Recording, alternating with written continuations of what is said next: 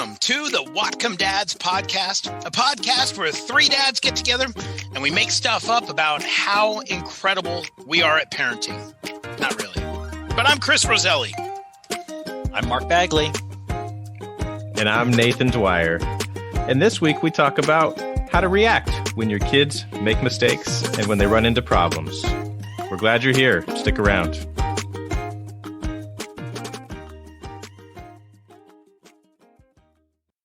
Would you believe me if I told you that by the time this episode comes out, we will have been 6 months from the first time we released our first episode? No way. That's awesome. That's amazing. That also means that we've been riding through this pandemic for a really long time now.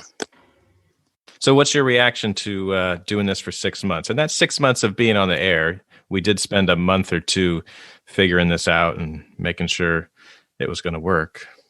Well, Nathan, I got to say, I can't believe it's lasted this long. I think that we had great enthusiasm at the beginning, didn't really know what we were doing or why we were doing it or how we were doing it. And I just think that I'm very happy and impressed that we've gone this long, and I hope it continues. I hope that people are enjoying it. I know I am, and it's been a lot of fun. I've learned a lot about myself and a lot about my parenting, good traits and bad traits.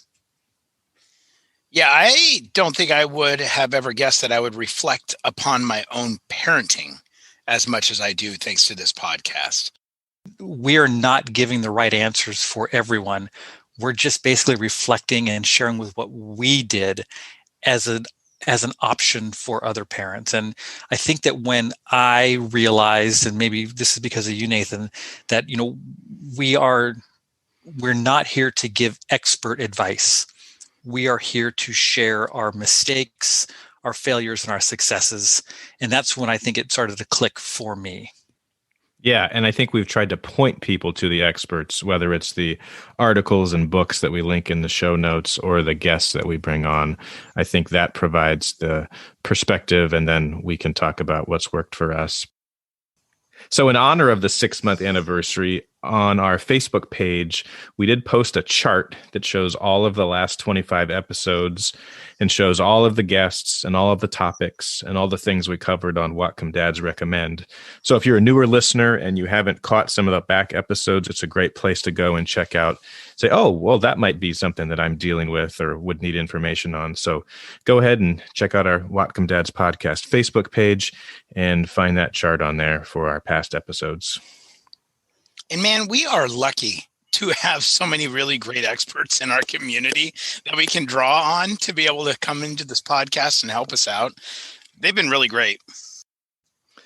The other thing I've shared with you is we've had a couple listeners reach out and ask us for some additional resources, particularly along the topic of just connecting with other dads and trying to kind of break into the dad scene, so to speak, especially if people are new and have moved here. In addition to that Facebook page, we also started a Whatcom Dads podcast Facebook group. So feel free to join that as well. And that can maybe be a place where dads can connect. And this is a hard community. I know we've talked about this. It can be a hard community to break into. A lot of times there's a lot of folks who've already got well-established groups of friends. And it's a very polite and kind community, but it's just a difficult community to be able to find a good circle of friends, especially if you have young kids. I think as the kids get older and you start meeting, your kids' friends' parents at school or things like that, or through activities, then that circle starts to grow. But I think if you're new here and your kids are young, I think it can feel pretty isolating. I totally agree. It was really hard for us to break in to Bellingham and Whatcom County. And what's it called, Chris? The Seattle Freeze or the Northwest Freeze or something? Yeah. Northwest Nice or the Bellingham Freeze, Seattle Freeze. Yeah. Yeah. It's a real thing. And so Nathan, if we could do something as the Three Musketeers of the Whatcom Dads podcast to encourage people maybe to come out and have a beer with us or something, that might be fun, just to meet other dads and give a platform. So we had a week off. So if we think back to the last time we were together, we were talking to Reed Fredericks from Wiku, And the thing that I thought of when I listened back to that episode was during the pandemic, I just haven't been going to the bank. I've availed myself more of these being able to deposit a check with your phone and doing the online stuff. I listened back, and one thing I was reflecting on was a question that we asked Reed about investing and investments, and if there's classes for kids. That's one thing that I'm not good at. I'm good with money. I'm good with budgeting. I'm good with bill paying, but I'm not good with investments. And I've just kind of turned over my retirement plan to whoever manages it and, hope for the best. But it's been great because Allie has started to do some investing on her own and has really taken an interest into learning about it and what it is and what it means and rates of return. And it's been really satisfying to see her kind of branch out and do something that I've never, ever, ever been comfortable doing myself. What do you think sparked that, Mark? I mean, obviously, I know you've mentioned that she's always been really driven by earning money. Do you think there's something you said along the way that might have helped plant a seed? I think she realized when she was getting 0.02% return on her money that maybe she could do better. And so she talked to a couple friends who were doing some investing, and she just has kind of dipped her toe in the pool, and she's kind of going after it. And she's really proud to call me and tell me her quarterly returns and how she's doing. So it's been something definitely she's done on her own, but I'm really proud of her for doing that. That's cool. She's 24, right, Mark? She is 24, yes. Can you guys imagine if we had started socking money away at age 24? Well, Nathan, what I wanted to say on the podcast with Reed is that I remember going to the bank with my dad back in the 80s when interest rates were like 16%.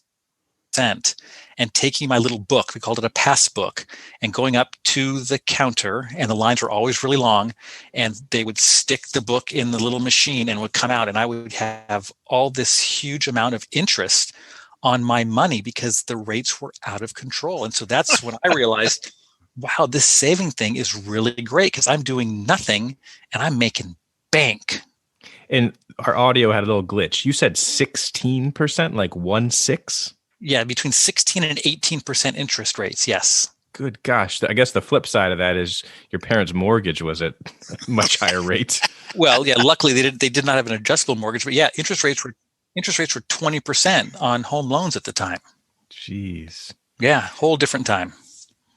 The other thing that stood out for me from Reed was when he said, what does savings teach and why is it important, is that whole concept of delayed gratification. Yeah. I think there's so many things that with a kid and just teaching them, the ability to wait. And I think that is one of the things that maybe is missed in our sort of instantaneous internet ask and you get right away world. So I really appreciated he pointed that out.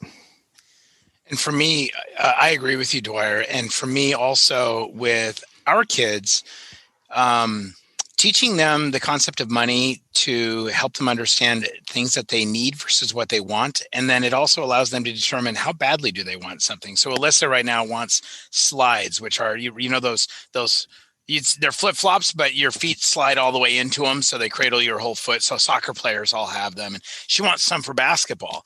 And so she had mentioned, I really want to get some slides, Dad. And I said, okay, well, sure. We'll go to Dick's. I think they're like $25. You can get them. You've been earning money. And all of a sudden, she doesn't want slides as badly as she originally did because she realized, well, wait a minute. Okay, I know how hard I worked to get $25. If I'm going to spend $25, is this really going to be what I want to spend that money on? So I think that's another valuable lesson learned there too.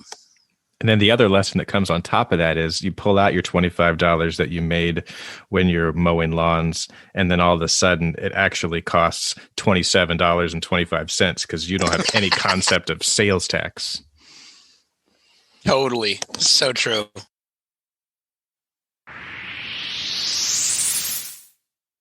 Your life can change in an instant. Car accidents impact all aspects of your life and lead to pain and suffering, medical bills, and time missed from work. Robinson and Kole, attorneys in Bellingham, can help. They have represented thousands of clients since 1979. They also handle other types of injury claims, including workers' compensation. Consultations are always free and are available in Spanish. Robinson and Kole. When you need us, we will be here. Well, once again, I've come up with a game for us to play. And this was an idea I had the other day when driving along in my car with the windows down, singing along to the radio. And I pull up to a stoplight and someone pulls up next to me and they have their windows down and I'm singing along to Cher. And so it got me thinking about my musical tastes.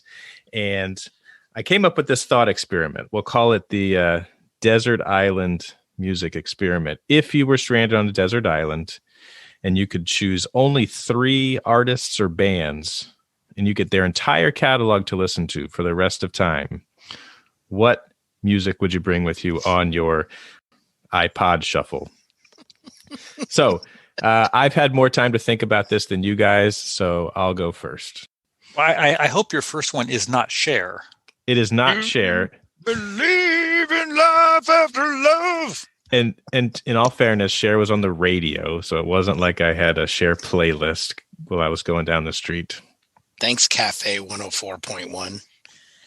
So this is sort of a tough thought experiment because on the one hand, you have to balance like good music, but on the other hand, you don't want to choose an artist who only has like 2 albums or maybe albums that only have 1 or 2 good songs on each album.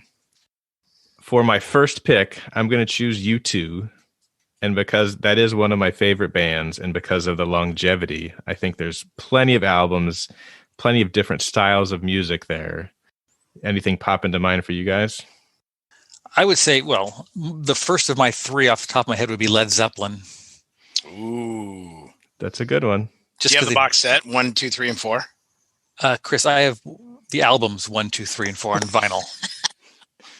Oh, that's cool. That I got when I was, they're originals that I bought. Amazing. Did you use your 16% interest to buy those? I might have, but I would go to the bank. The bank was kitty corner from Music Plus. I don't know if you had Music Pluses up here, but that was like Warehouse Records. Do you have those up here? Sam Goody? Kind of, yeah. I guess so. Sam Goody. So Music Plus, I would go in and the albums were like $6.99 or $7.99 or $8.99. And that was a big investment to buy an album. That was a big deal. Wow. Yeah. Wow. Yeah, I will say I'll do AC/DC. I was gonna predict you were gonna say that. I mean, you've got Brian Johnson, so you have, Back in Black and Newer. And then you also have, I can't remember, was it Bon Scott? Is that the old original singer? Anyway, so you got 2 different kind of bands, really, because you had 2 different lead singers. But awesome music. So I would do AC/DC. All right, the second one I came up with is just a pick because it's basically all we listened to in college, and that would be the Dave Matthews Band. And I think the thing you get there is you could get like 100 different live albums that were recorded and bootlegged in the mid 90s from all over the country. So Dave Matthews Band, I think, would be the second artist in my rotation. There you go. That's a good pick. And so since you've had the benefit of time to think about this, and I've had the benefit of 2.5 minutes to think of it, the second pick is a little different from Led Zeppelin, and I don't even know why I'm choosing this artist as my second pick. But I'm going to say Milli Vanilli. Mariah Carey. Michael Jackson. Ah, that's good. That's really good. Just because it's fun and it's pop and it's upbeat and you can dance to it and sing to it. And if I'm on a desert island, I don't mind singing and dancing because no one's seeing me. Totally. Chris? Well, I'm not kidding you. That's exactly what I was going to say. No way. Mm-hmm.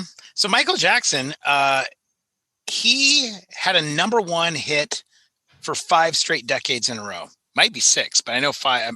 I'm for certain 5. 60s, 70s, 80s, 90s, and 2000s. He had a number 1 hit.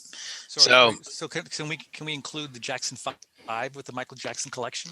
I think so.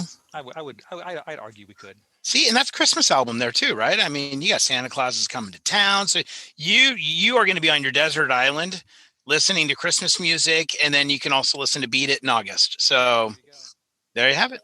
And you're with me because you're on the adjacent desert island listening to the exact same music. Practicing our moonwalk in the sand. Who's your third, Dwyer?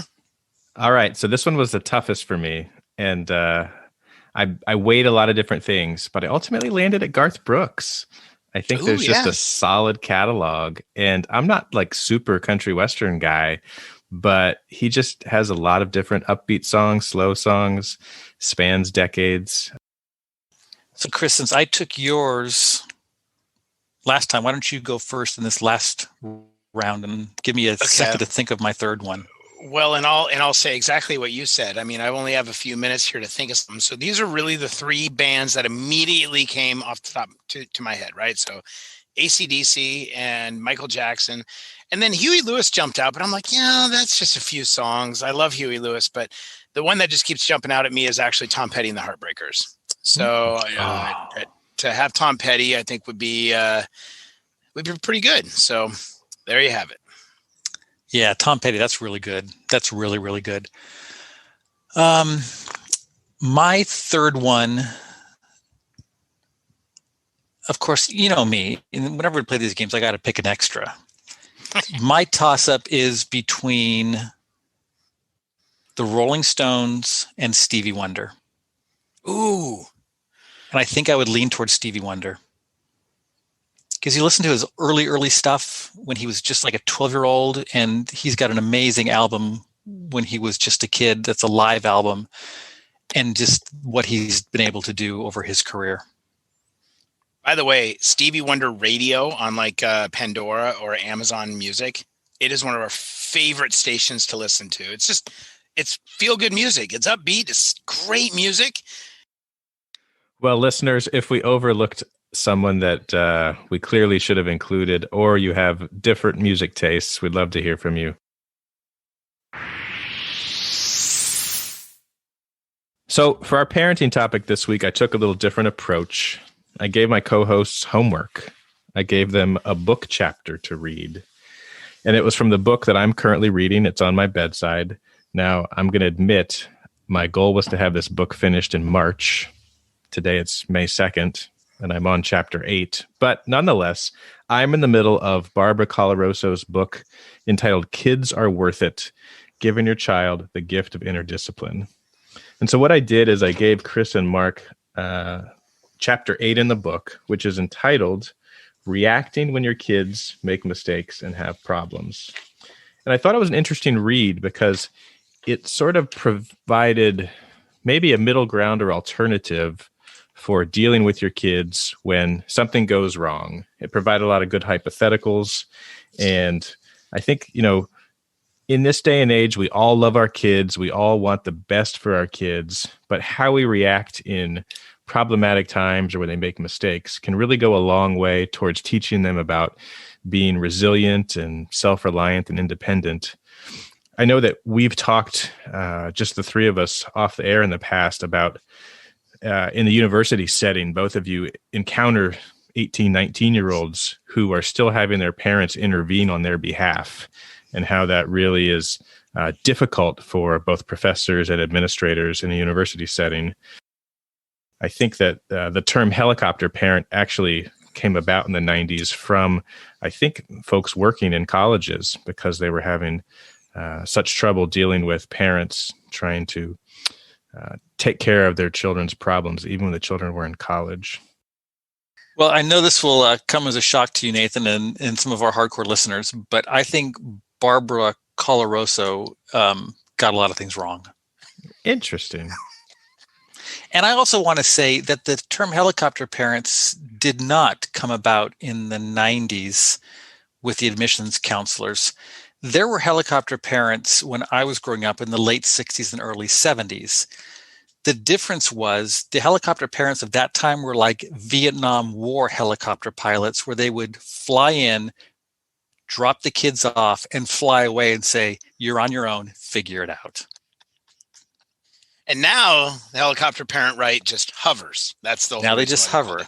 Totally different, yes. Different kind. So just so the listeners who, if they haven't heard that term, I think that the way that it's commonly used in a parenting setting is a helicopter parent would be someone who, as Chris said, hovers around, tries to oversee all aspects of the child's life, pays really close attention to what the child is doing and their problems, maybe is a bit overly protective, and at the first sign of trouble swoops in and tries to rescue the kid from anything that's going wrong. And Nathan, you also referred to lawnmower parents, and those are the parents that just cut everything out of the way for their kids and smooth the path so the kids don't have to deal with any adversity. That's right. They knock it all down because they fear what might happen if an adverse situation presents itself. And it's gotten so bad. And you talked a little bit about 18 and 19-year-olds having their parents call their college professors. I heard just recently about a national company who had to have, let's call it a back to school night with the parents of their new hires. So these were young professionals in their early to mid 20s getting their first real job in corporate America. And this company had a session with those brand new employees' parents, letting those parents know what the work life was going to be for their children, including long hours and odd hours, and that their life might be difficult for the first couple of years because they will be asked to do a lot more than they ever have been asked to do before. And they had to have a session with the parents so the parents would not start calling the human resources office asking why little Johnny was working until 10 o'clock at night. That is ridiculous. I totally agree. Which, listeners, that is why you need to help make sure that you have self-reliant children. That's so frustrating to me to hear that. That's insane. I was shocked. So I think the overarching thing that was in the book chapter and in some of the articles and things I've looked at is that it's okay to let your kids fail. Mistakes are a time to learn. I heard someone recently say, like, I was in theater and we had rehearsals because that's when you make the mistakes. And if you make it in a rehearsal, then you don't make it again. And so I feel like preventing your child from failing, so long as, caveat being, if it's not life-threatening, if it's not completely illegal against the law, but just letting your kids fail and learn from it is like 80% of this. Yeah. And no parent loves to see their kid fail. Like, I mean, it's awful. It's terrible to see that. But you're right. The rewards are so worth it. Right, because that's life. I mean, none of us are successful all the time. We all make mistakes and you learn from those mistakes. I think we all want the best for our kids, and it's just a balancing act of, this unconditional love that we have for them, but being able to like put that instinct to step in and intervene on hold or on check to then allow them to own up to their problem, not make excuses, brainstorm some solutions, evaluate the solutions, and then act. And I think if your kids can start to do that first with your help and then on their own, they're going to be so much better prepared to step out into the real world. Well, and this Barbara Coloroso talks about brick wall parents and jellyfish parents and backbone parents. And to me, what I didn't like about what she wrote is that I think that those are three very strict definitions, and I think that I think I fell within somewhere between those three.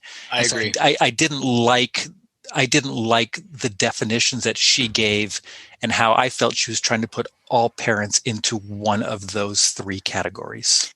Yeah, like one of the examples about how a parent backs over a kid's bike because the kid left in the driveway. And she said that the brick wall parent will say, well, you left your bike out in the driveway and that's why I ran over it. And so you don't have a bike anymore. And I don't think that that's the right way to go. But then the jellyfish parent says, I'm so sorry. I ran over your bike and I should have been looking, my mistake. And it's like, well, that doesn't teach a child any, what am I looking for? What's the word? It doesn't teach them responsibility. But yeah, sure. It doesn't teach them any Yeah, there's no consequences for your actions. It's all of a sudden it's mom's fault. So there needs to be, I think, a little bit of a combo of both, of like, hey, I'm really sorry I ran over your bike. I should have looked, but I'm also not looking for a bike behind my car either, right? You should have put it away. So sorry, you don't have a bike anymore. And you guys didn't have the context of the other chapters where she talked about that, but her argument is take that middle ground, which is what she calls the backbone parent. So Okay. if you can develop sort of the intuition of, okay, there are some instances where I might need to be more towards the brick wall parent, and there's some instances where I might need to be more towards the jellyfish. But if you sort of read the situation, use your intuition, and tailor it to your particular kid, I think reaching that middle ground, as she identifies it, is going to probably serve your child the best.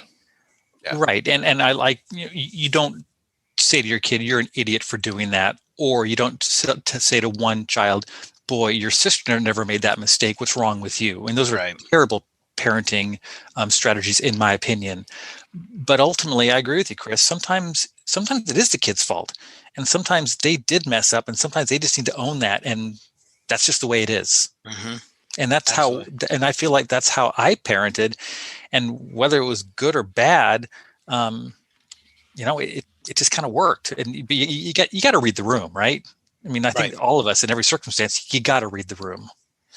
Well, and even though we want to be as proactive as possible, as Nathan was saying earlier when we started the segment, is so much of parenting is reacting to things that have happened, and we have to be really mindful of how we do that. And I loved a sentence she wrote, and it said, "Parenting is neither an efficient profession nor a popularity contest." And and we live very crazy, busy lives, and when you're reacting, you have to take a step back and slow down and realize, okay, this is a learning moment here. How can we make this something that can stick for our kids? And to bring this back to our talk about the helicopter parents, using the Barbara Coloroso language, they would sort of be the jellyfish parents who, anytime there's a mistake, the parent comes up with an excuse. Oh, you got a C on your paper. Well, that teacher must not like you. Or, oh, you didn't get picked for the team. Well, that coach, wasn't being fair. I think parents who make excuses for their children's failures not only don't help them, but actually that's to the children's detriment down the road. No doubt about it. Amen. I think my favorite quote from that chapter was she wrote, this is how you can, when she was talking about dealing with young kids and when there's a problem or mistake, you say to them, all right, you have a problem. I know you can handle it. I'm not here to rescue you. I'm not here to punish you. I'm here to help you, encourage you, and support you in dealing with it. Now, when my son spilled water for the 4th time this weekend on the floor this morning, it was pretty hard to say, hey, son, I see you have a problem. The hardwood floor is all wet again. I know you can handle it. But in that instance, in fact, he could handle it. He had to look for me for some help, but that's a simple one. But just kind of approaching it as opposed to saying, you know what, son, that sink is really far away, and you've got to stand on that stool. So I'm going to build you a ladder so you can get your water, and it's my fault, not yours. That would be one extreme, and the other extreme would be like, hey, get out of the kitchen. I don't want you in here. I think those are the two extremes. Yeah, definitely. Well, and kudos to Amy, because even before reading this chapter, one thing that Amy is so good at doing always is when something happens, whatever it might be, if a glass shatters and the kids look at us like, what do I do? Amy's response always is, all right, well, it looks like we've got an issue here. What are you going to do to solve the problem? And immediately you just see their wheels turning on how they're going to figure it out themselves. And of course we're there and they know that, but Amy, since day one of being a parent, I feel like she's asked the kids to sort of help problem solve on their own, instead of us always doing things for them, which is certainly not the most efficient way to do things, for sure. And then there's that whole nature versus nurture argument. And when I was growing up, if there was spilt milk at the dinner table, that was the worst thing that could happen. Same. And it was my mom, because I think growing up, milk was a big deal and you didn't want to waste anything. And I think that she got in trouble, or she and her siblings got in trouble if milk was spilled. So when milk was spilled at our kitchen table, it was a big, big deal, and it really changed the whole tone of the evening. And I found myself at the beginning, when that happened in our house, I was doing the exact same thing. And I had to realize, boy, that has stuck with me and kind of traumatized me. I don't want that to traumatize my children. And it was probably too late by the time I realized that. But I had to really think about it and stop reacting the way that was a reaction that I received as a child from my mom. Right. I mean, you've just spent all day working. Now you finally got dinner going, craziness with the kids, and you finally get this brief moment to sit down and relax and enjoy a meal with your family, and your kid spills milk all over everything. I mean, yeah. I mean, I hear, I'm with you, Mark. I've lost my temper plenty of times in the past when they've spilled stuff, and it's like, yeah, it's just milk. It's don't cry over spilled milk, right? Right. Well, if I could really quickly, I will read one little couple sentences, if you don't mind, Nathan. If we, as parents, accept that problems are an essential part of life's challenges, rather than reacting to every problem as if something has gone wrong with a universe that's supposed to be perfect, we can demonstrate serenity and confidence in problem solving for our kids. We can teach them that no problem is so great that it can't be solved. And by telling them that we know they have a problem and we know that they can solve it, we can pass on a realistic attitude, as well as empower our children with self-confidence and a sense of their own worth.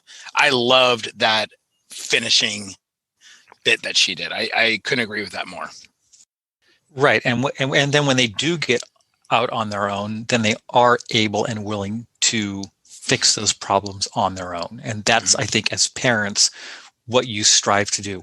When Absolutely. when the baby birds are pushed out of the nest, they need to fly. And that's what our jobs are as parents, right? When you set your kids free, they need to be able to figure it out on their own. Yep. Yeah. And it's again, kids learn by watching us. So when we make mistakes, if we admit them, they're going to feel more freely to admit their own mistakes. I did the classic one yesterday where I thought my daughter was being a little loud for the day. And so at one point she's yelling. And what do? I yell at her, "Stop yelling." It's like, then like 10 minutes later, I have to go up to and say, you know what? I shouldn't have yelled back at you. And yeah, we talked it out. Yeah. Well, I hope this was a helpful discussion. And I thank the two of you for reading along in a book with me. I'm going to close with a quote that I found in another article that we'll provide a link to from the Gottman Institute. And it's talking about breaking the helicopter parent habit. It says, try letting your children discover themselves, their weaknesses, strengths, their goals, and dreams. You can help them succeed, but you should also let them fail. Teach them how to try again. Learning what failure means, how it feels, and how to bounce back is an important part of becoming independent in our world.